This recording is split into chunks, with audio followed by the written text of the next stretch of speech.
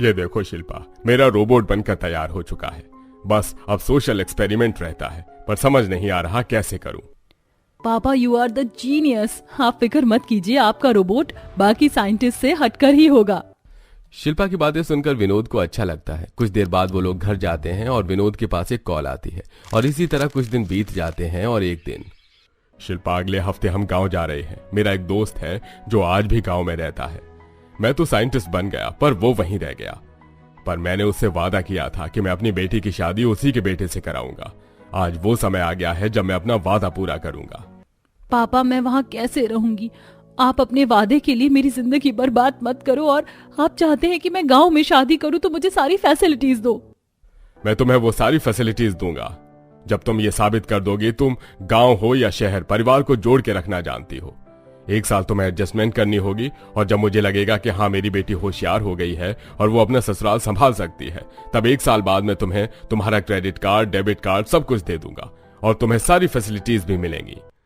शिल्पा ये शादी नहीं करना चाहती थी, पर वो अपने पिता से बहुत प्यार करती थी और वो अपने पिता के मान सम्मान के लिए हाँ कर देती है। और बहुत जल्द शिल्पा की शादी अभिषेक से हो जाती है। ऐसे ही कुछ दिन बीतते हैं। बेटा, सब लोग आते ही होंगे, तू खाना बना ले, मैं पूजा करने जा रही हूँ। ठीक है? ठीक है माँ जी, आप जाइए। आशा चली जाती है और खाना बनाने शिल्पा बैठती है तो देखती है, अरे यार, घर में तो एक बाल्टी पानी नहीं है, शाम होने को है, खाना भी बनाना है, ऊपर से मिट्टी का चूल्हा जो कि मुझसे जलता भी नहीं है। पहले कुएं से पानी भर के ले आती हूँ। इतना बोलकर शिल्पा घर में रखे 2 मटके और एक बाल्टी उठाती है और कुएं पर जाकर पानी भरती है और दोनों मटके सिर पर और एक बाल्टी हाथ में उठाकर पानी लेकर घर आती है और मिट्टी की चूल्हे में लकड़ियां जोड़कर खांसती हुई खाना बनाती है। फिर सब खाना खाते हैं और रात में अब शिल्पा बर्तन धोने लगती है। कुछ दिन बीत जाते हैं, पर अब शिल्पा को उसके घर के कामों से परेशानी होने लगती है। अरे, मैं कैसे भूल गई कि मेरा ससुराल गरीब है, पर मैं तो अमीर हूँ। मेरे पापा ने एक रोबोट बनाया था और वो चाहते थे कि सोशल एक्सपेरिमेंट किया जाए। क्यों ना किसी बहाने मैं वो रोबोट यहाँ बुला लूं। अब घर जाकर शिल्पा अपने पिता को फोन करती है। पापा, यहाँ सब ठीक है और मैं यहाँ एडजस्ट भी होने लगी हूँ। यकीन ना हो तो मेरी सास से पूछ लेना। वैसे पापा, मैं क्या कह रही थी कि अब आपके रोबोट की टेस्टिंग को ज्यादा समय नहीं रहा और अब तक आपने सोशल एक्सपेरिमेंट भी नहीं किया। आप एक काम करो, आप उस रोबोट को यहाँ गाँव में भेज दो। यहाँ के लोग ज्यादा पढ़े लिखे नहीं हैं और बहुत कम लोग हैं। शहर में तो पूरी सोसाइटी बसी है और जिधर अपना घर है उधर बहुत सारी साइंटिस्ट है। अगर किसी को पता चल गया तो आपसे आगे ना निकल जाए। तो सही कह रही है शिल्पा, मैं 1-2 दिन में अपने रोबोट तुझ तक पहुंचाता हूँ, पर तू किसी को पता मत चलने देना कि वो रोबोट है। मैं 15-20 दिन बाद आकर के रोबोट को ले जाऊंगा। अब 2 दिन बाद विनोद अपनी रोबोट को अपनी बेटी के घर भेज देता है और जब घर वाले अपने घर एक मॉडर्न लड़की को देखते हैं तो वो हैरान रह जाते हैं। बहू, ये कौन है? माँ, ये शीतल है, मेरी कजन। इसे गांव बहुत पसंद है, तो बस 15-20 दिन के लिए यहाँ आई है घूमने के लिए। शीतल, सभी को नमस्ते करो। हिंदी में आप सभी को नमस्ते, इंग्लिश में हाय और पंजाबी में सत श्री अकाल। अरे वाह शिल्पा, तुम्हारी बहन तो बहुत सारी भाषा जानती है। हाँ, क्योंकि मेरे अंदर 5 तरह के लैंग्वेज के फीचर्स डले हैं। बाकी चीज बाद में बता देना, अभी मेरे साथ कमरे में चलो और थोड़ा आराम कर लो। शिल्पा सभी से झूठ बोलकर रोबोट को अपने साथ अपने कमरे में ले जाती है और उसे चार्ज करती है। चलो, तुम पूरी चार्ज हो गई। सुनो, कोई भी पूछे कौन हो तो सबको कहना कि तुम मेरी बहन हो। चलो, अब मेरे बदले तुम काम करो। पहले जाकर कुएं से घर में जितने भी मटके और बाल्टी रखे हैं वो सब भरकर ले आओ और कुएं की लोकेशन तुम अपने दिमाग में देख लो। आप मुझे कुएं का एड्रेस दे दो, आपका काम हो जाएगा। शिल्पा शीतल को कुएं के बारे में बताकर खुद आराम करने लगती है और शीतल कुएं पर जाती है और 3 मटके में पानी और 2 बाल्टी में पानी भरती है और तीनों मटके अपने सिर पर रख लेती है और दोनों हाथ में एक एक बाल्टी लेकर वहां से चलने लगती है। ये देख आसपास के लोग हैरान हो जाते हैं और शीतल को रोकते हुए उससे कहते हैं, कौन हो तुम? इस गांव में तो नहीं लग रही हो। मैं शिल्पा की छोटी बहन हूँ और इसके अलावा मैं आप लोगों को और कुछ नहीं बता सकती। देखो तो जरा कितनी अजीब है शिल्पा बहू की बहन। सारी औरतें बस देखती रह जाती हैं और शीतल पानी लेकर घर जाती है। जहां सास आशा भी घर आती है तो शीतल को इतना सारा बर्तन उठाए देख हैरान हो जाती है। कुछ देर बाद शिल्पा शीतल को लेकर खाना बनाने जाती है, जहां शीतल शिल्पा के कहने पर मिनटों में मिट्टी के चूल्हे पर सभी के लिए खाना बनाती है। और कुछ देर बाद, भाभी, आज तो खाने का स्वाद कुछ अलग ही लग रहा है। मेरी प्यारी बहन ने जो बनाया है। मेरी बहन को खाना बनाने का बहुत शौक है।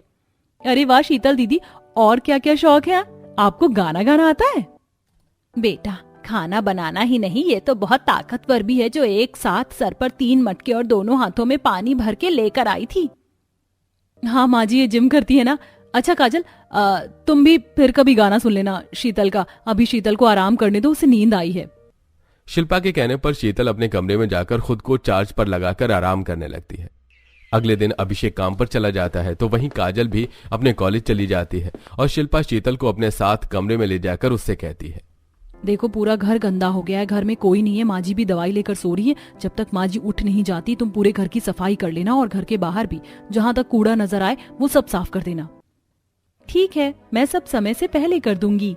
इतना बोलकर शीतल सबसे पहले रसोई की सफाई करती है और वो आधे घंटे में रसोई की सफाई खत्म करके पूरे घर की सफाई करती है और घर के बाहर जाकर सफाई करने लगती है।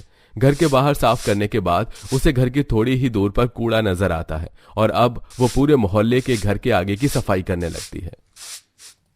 इतना टाइम हो गया, अभी तक इस शीतल ने सफाई नहीं करी, देख कर आती हूँ। इतना बोलकर जब शिल्पा घर के बाहर जाती है तो वो देखती है कि शीतल आसपास की पूरी सफाई कर रही है। अरे शीतल बेटा, तुम तो सच में बड़ी ही संस्कारी हो। अब बेटा जरा मेरे घर के बाहर की भी सफाई कर दो ना। हे भगवान, ये क्या कर दिया इसने। मेरी ही गलती है, मैंने ही गलत ऑर्डर दिया था इसे। अभी इसे घर में लेकर जाती हूँ। अरे शीतल, तुम थक गई होगी, तुम्हें पढ़ाई भी तो करनी थी। आंटी अपने घर के बाहर की सफाई खुद कर लीजिए, मेरी बहन को थोड़ा आराम करना है। चल शीतल। शिल्पा बहाने बनाकर शीतल को घर में ले जाती है और ऐसे ही कुछ दिन बाद जब शिल्पा आराम कर रही होती है, बेटा शिल्पा बहू सो रही है, मेरे पैर में बहुत दर्द है, तू थोड़े मेरे पैर दबा दे। मैं अभी आपके पैर नहीं दबा सकती, मेरी बैटरी लो है। सही बोलती है बहू, तेरी बातें समझ में ही नहीं आती। सीधा सीधा क्यों नहीं कहती कि तेरा बीपी लो है। पर तू फिक्र मत कर, मेरे साथ कमरे में चल, मेरे पास बीपी की दवाई है। तू मेरे पैर दबा देना, मैं तुझे दवाई दे दूंगी। इस तरह आशा जबरदस्ती शीतल को अपने साथ कमरे में ले जाती है और जैसे ही शीतल कमरे में जाती है वो बेहोश हो जाती है। शिल्पा बहू, इधर आ, देख तेरी बहन को क्या हुआ। क्या हुआ माँ जी? बहू मुझे नहीं पता, देख तेरी बहन कमरे में आते ही बेहोश हो गई। कह रही थी कि बैटरी लो है। मैं तो भूल ही गई थी कि सुबह से मैंने शीतल को चार्ज नहीं किया। कोई बात नहीं माँ जी, इसका बीपी लो रहता है, ये अपनी बीपी को बैटरी बोलती है। मैं अभी इसे कमरे में ले जाती हूँ, दवाई दूंगी तो ठीक हो जाएगी। एक बार फिर शिल्पा सबकी नजरों से छुपाकर शीतल को कमरे में ले जाती है और उसे चार्ज करती है। समय यूं ही बीतता है और विनोद के आने का समय आ जाता है। उसी दिन सुबह शिल्पा के कहने पर शीतल ससुर के खेत में मदद करने जाती है और वो कुछ ही देर में सारे खेत में कीटनाशक दवाई भी डाल देती है और नए बीज डालती है और कुछ सब्जियां भी तोड़ लाती है, जिसे देख ससुर और अभिषेक दोनों ही हैरान रह जाते हैं, पर वो कुछ नहीं कहते और घर आ जाते हैं। शीतल दीदी, भाभी तो बाहर गई हैं और हम औरतों ने सोचा है कि आज हम नदी पर नहाएं, इसलिए आप हमारे साथ चलो। काजल जबरदस्ती शीतल को अपने साथ नदी पर ले जाती है।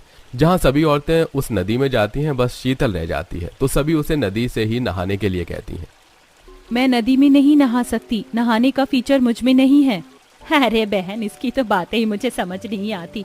ये तो हमारी सुनती ही नहीं अपनी बहन के अलावा। चलो इसे जबरदस्ती अंदर लेकर आते हैं। काजल, आशा और कुछ औरतें शीतल को जबरदस्ती पानी में ले जाती हैं और पानी में जाते ही शीतल के सभी सिस्टम खराब हो जाते हैं और वो पानी के अंदर खड़ी खड़ी कभी काजल को थप्पड़ मारती तो कभी आशा के ऊपर चिल्लाती। फिर वो गाना गाती हुई सीधा घर आ जाती है और घर आते ही शीतल के अंदर शॉर्ट सर्किट होता है और उसके सिर वाला हिस्सा खुल जाता है, तो वहीं उसकी टांगें भी टूट जाती हैं और उसके कुछ वायर नजर आने लगते हैं। कुछ ही देर में वहां आशा, काजल और विनोद और पूरा परिवार जमा हो जाता है। ये क्या बला है भाभी, ये आपकी बहन को क्या हो गया? पापा मुझे माफ करना, मुझे नहीं पता था कि मेरे पीठ पीछे माँ जी और काजल आपके रोबोट को नदी ले जाएंगे नहलाने। माँ जी, काजल, ये मेरी बहन नहीं रोबोट है जो पापा ने बनाई थी और पानी में जाने की वजह से खराब हो गई। पापा मुझे माफ कर दो, मेरी वजह से एक बार फिर आप इस टेस्ट में पास नहीं हो पाएंगे। ऐसा मत बोल बेटी, क्योंकि मैंने एक नया फीचर बनाया है। मुझे लग ही रहा था कि मैं कुछ भूल रहा हूँ, लेकिन काफी रिसर्च करने के बाद मुझे याद आया कि मैंने अपने रोबोट में पानी का फीचर डाला ही नहीं। ये फीचर डालने के बाद ये रोबोट पानी में भी काम कर सकता है और पानी भी पी सकता है और पानी में नहा भी सकता है। इस तरह मेरा रोबोट वाटरप्रूफ बन जाएगा और सभी रोबोट से अलग होगा। बस मुझे इसे दोबारा से अपने लैब में ले जाना होगा और थोड़ी मेहनत करनी होगी। इस तरह सभी के सामने शीतल की सच्चाई आ जाती है और वो सब हैरान तो होते हैं, पर जब उन्हें अपने जवाब मिल जाते हैं तो कोई शिल्पा को कुछ नहीं कहता। अब विनोद अपना रोबोट वापस अपने साथ ले जाता है और शीतल के जाने के बाद एक बार फिर शिल्पा खुद से काम करने लगती है। नेहा, क्या जरूरत है तुझे लव मैरिज करने की? तेरा मायका भी गरीब, ससुराल भी गरीब। अगर तू मेरी तरह अरेंज मैरिज करती तो तुझे भी 10 कमरे का ससुराल मिलता। पूजा, मैंने पैसे देखकर प्यार नहीं किया था और मैं खुश हूँ अपने एक कमरे के ससुराल से। पूजा और नेहा दोनों बचपन की दोस्त थीं। जहां नेहा लव मैरिज करती है तो वहीं पूजा की शादी 10 कमरे के अमीर ससुराल भी होती है और शादी के बाद दोनों ही दोस्त एक ही जगह शादी करके अपने ससुराल आती हैं। बहू, हमारे घर में 1 या 2 कमरे नहीं, पूरे 10 कमरे हैं। काजल, तुम अपनी भाभी को 10 कमरे दिखा दो, वो अपनी पसंद के कमरे में चली जाएगी। पहले तो सुनकर इतना अच्छा लगता था, पर आज तो मैं अपनी आंखों से अपने 10 कमरे के ससुराल में आ गई हूँ और मेरी सास कितनी अच्छी है जो मेरी पसंद का मुझे कमरा दे रही है। चलिए भाभी, मैं आपको सारे कमरे दिखा देती हूँ। इतना बोलकर काजल अपनी भाभी को एक एक करके अलग अलग कमरों में ले जाती है। भाभी, मैं तो कहूंगी कि आप यही कमरा ले लो। ये बाथरूम अटैच है और विंडो भी है इसमें, और ये मेरा फेवरेट कमरा है। आपको पता है, आपके आने से पहले तो हमने सिर्फ 3 कमरे खोले थे, पर शादी में इतने मेहमान आए इसलिए माँ ने 10 कमरे खोल दिए। अब आप मुझे बताओ, आपको कौन सा कमरा पसंद है? काजल, तुम्हारी और मेरी पसंद काफी मिलती है, मुझे भी यही कमरा पसंद है। जहाँ पूजा अपने 10 कमरे देखकर अपने लिए कमरा पसंद कर रही होती तो वहीं एक कमरे के ससुराल में आकर नेहा थोड़ी परेशान हो जाती है। माँ जी, पूरा कमरा तो भरा हुआ है और रिश्तेदार भी बैठे, मैं अपना सामान कहाँ रखूं? बहू, अभी तो इस कमरे में जरा भी जगह नहीं है, कुछ देर में कमरा खाली हो जाएगा, तो तू अपना सामान कमरे में रख लेना, जब तक अपना सामान कमरे के बाहर रख ले। घर में जगह न होने की वजह से नेहा अपना सामान कमरे के बाहर रखती है। अब इसी तरह 2 दिन बीत जाते हैं और एक दिन जब घर के बाहर नेहा सफाई कर रही होती है तो ये सब कुछ छत से पूजा देख लेती है और नेहा से बोलती है, अरे ये क्या नेहा, एक कमरे का ससुराल होने के बाद भी तुम्हें काम करने में इतना समय लग गया? मैं तो अपने 10 कमरे के ससुराल में बहुत खुश हूँ और देखो मेरा काम भी कैसे झटपट हो गया। हाँ, वो मेरा एक कमरे का ससुराल है ना, और सारा सामान मेरे कमरे में ही है, इसलिए उन्हें ठीक करने में समय लग गया। यही तो दिक्कत होती है एक कमरे में। तुम जानती हो मेरा सामान 10 अलग अलग कमरे में रखा है, जिस वजह से मुझे किसी भी तरह की दिक्कत नहीं होती। अच्छा, मैं चलती हूँ, मुझे अभी खाना भी बनाना है। इतना बोलकर पूजा वहां से चली जाती है और अपने कमरे में जाकर टीवी देखती है। तो कभी दूसरे कमरे में जाकर अपनी पसंद के कपड़े निकालती है। 10 कमरे के ससुराल में इसी चीज का फायदा है, इस कमरे में टीवी देखो, दूसरे कमरे में कपड़े रखो और अपने कमरे में आराम से सो जाओ। पूजा, ये मेरी इंपॉर्टेंट फाइल है, इसे संभाल के रखना। ठीक है, आप फिक्र मत कीजिए। पूजा अपने 10 कमरे के ससुराल में इतनी ज्यादा खुश थी कि वो बिना याद से ही अर्पित के ऑफिस की फाइल किसी दूसरे कमरे में जाकर रख देती है। तो वहीं एक कमरे के ससुराल में जब भी नेहा को कुछ परेशानियां होती हैं, मैंने अपनी रेड वाली साड़ी यहीं रखी थी, पता नहीं कहाँ चली गई।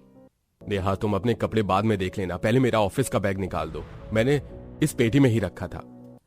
भैया, अगर घर में इतना सामान है कि एक सामान रखो तो दूसरा सामान दब जाता है, पर फिर भी आप अपना ऑफिस का बैग हमेशा पेटी में रख देते हैं। कोई बात नहीं करिश्मा, मैं सब संभाल लूंगी।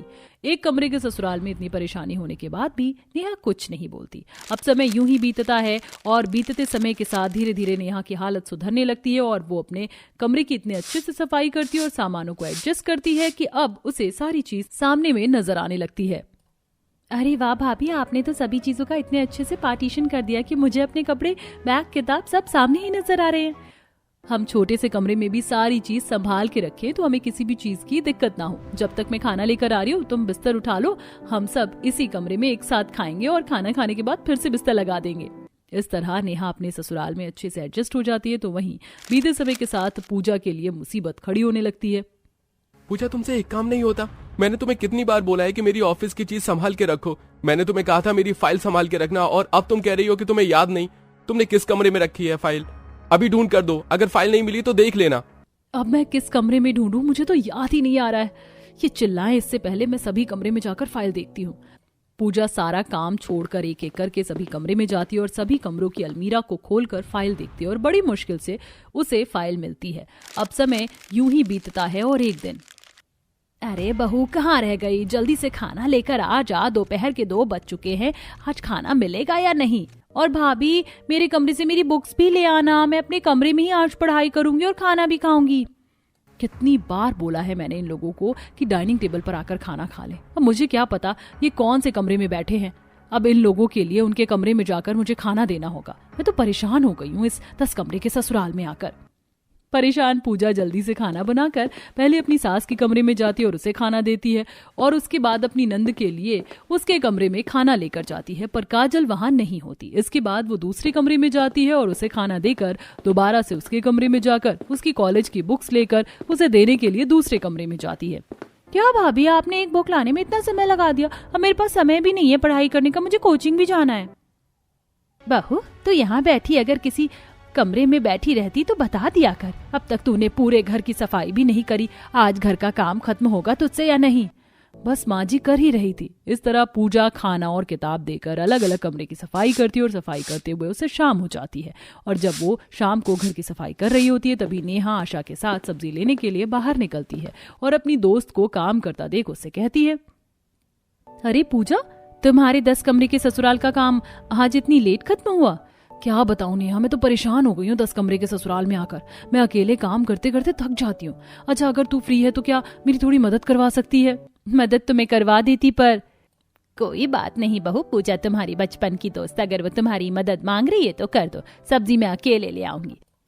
नेहा अपनी सास से इजाजत लेकर अपनी दोस्त के घर जाती है, जहां घर के काम में उसकी मदद करवाती है, और रात को अपने घर आकर अपने पूरे परिवार के साथ एक कमरे के ससुराल में खाना खाती है। अब इसी तरह आए दिन पूजा नेहा से मदद लेती और नेहा उसके घर में जाकर उसके घर के कामों में मदद करवाती है। ये देख एक दिन सुमित्रा अपनी बहू को खरी खोटी सुना देती है। बहू, तुझसे घर के काम अकेले नहीं होते जो तू अपनी दोस्त को डेली डेली बुला लेती है। ऐसा नहीं है आंटी, वो तो बस मेरा काम जल्दी खत्म हो जाता है, इसलिए मैं यहाँ अपनी दोस्त से मिलने आ जाती हूँ।